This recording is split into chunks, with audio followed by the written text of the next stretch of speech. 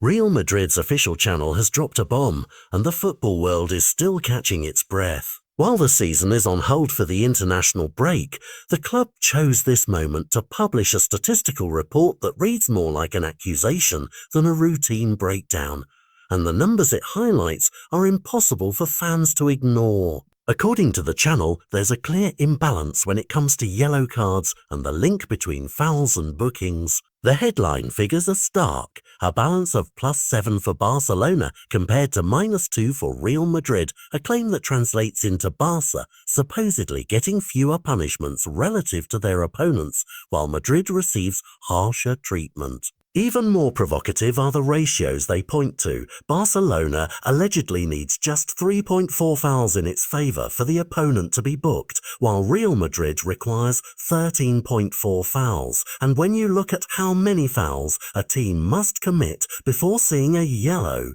the channel argues Barca's number sits at 11 while Madrid's is 7.3.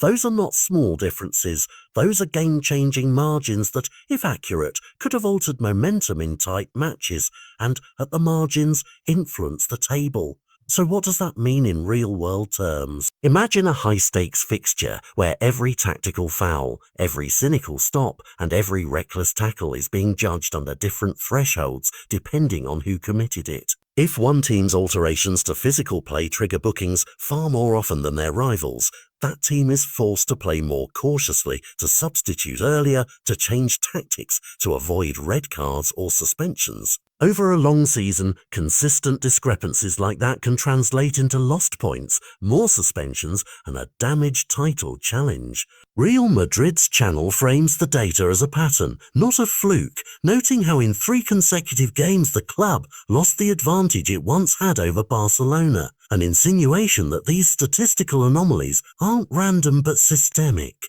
Understandably, the reaction from rival camps and neutral observers is mixed. Some see this as a classic club grievance amplified for headlines. Clubs have long used media channels to press referees and influence public perception, while others are raising alarms. If the numbers are properly calculated, they demand answers. The conversation now shifts to methodology. How are the figures compiled? Over which matches and seasons? Are factors like tactical fouling styles, referee assignments, and VAR interventions included? Without transparency about the dataset and the sampling, skeptics can argue the analysis cherry-picks moments that favour the narrative.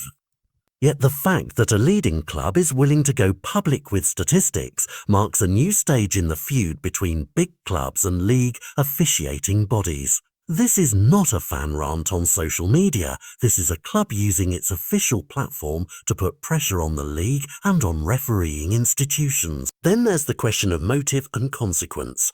Why go public now during an international pause rather than through private channels? The answer is partly strategic. While domestic attention is quieter, such an explosive release dominates headlines and forces opponents and federations to respond. It creates a political moment within the sport. The league must either ignore the allegations and risk further escalation or respond with data, audits, or public statements. An independent review, transparent referee statistics release, or a third-party audit could be demanded by clubs and fans alike. And the stakes are not purely sporting. When supporters feel outcomes are determined by anything other than performance on the pitch, trust erodes. Sponsors, broadcasters and neutrals start to worry about the product's integrity. For a competition that prides itself on drama and excellence, an integrity crisis could be corrosive. We also have to consider alternative explanations that don't involve conspiracies. Refereeing is inherently subjective, and variances can reflect differences in team styles. Some teams commit tactical fouls that are designed to avoid bookings, while others get penalised more for similar actions because of timing, visibility, or referee interpretation. VAR interventions change the landscape too, but the size of the differences Real Madrid's channel points to forces those caveats to the foreground.